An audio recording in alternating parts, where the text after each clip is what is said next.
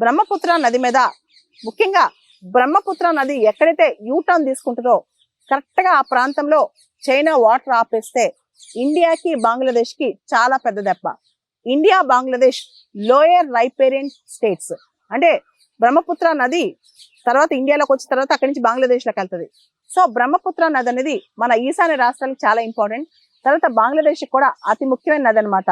ఈ టైంలో చైనా కనుక ఈ వాటర్ ఆపేస్తే ఇండియాకి చాలా కష్టం.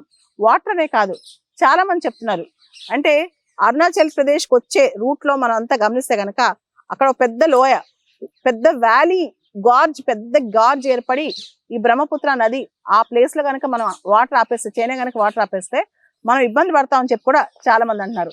చైనాలో బ్రహ్మపుత్ర నదిని యార్లుంగ్ శాంగ్పో నది అంటారు. చైనా వాళ్ళ కథనం ప్రకారం మాత్రం దీనివల్ల భారత్ పైన కానీ బంగ్లాదేశ్ పైన కానీ ఎటువంటి ప్రభావం ఉండదని చెప్పి, కానీ ఎన్విరాన్మెంటల్ ఎక్స్పర్ట్స్ ముందే చెప్తున్నారు మొత్తం ఎకలాజికలీ సెన్సిటివ్ టిబెటియన్ ప్లాట్యూలో ఈ డ్యామ్ కడుతున్నారు, ఇది చాలా డేంజరస్, దీనివల్ల ఈ ఎకలాజికలీ సెన్సిటివ్ జోన్ మొత్తం పాడైపోద్దని చెప్పి టిబెటియన్ ప్లాట్యూకి సంబంధించి చాలా మంది ఎక్స్పర్ట్స్, ఎన్విరాన్మెంటల్ ఎక్స్పర్ట్స్ చెప్తున్నారు అనమాట. అయితే చైనా మాత్రం ఈ డ్యామ్ కట్టే విషయంలో అస్సలు తగ్గట్లేదు.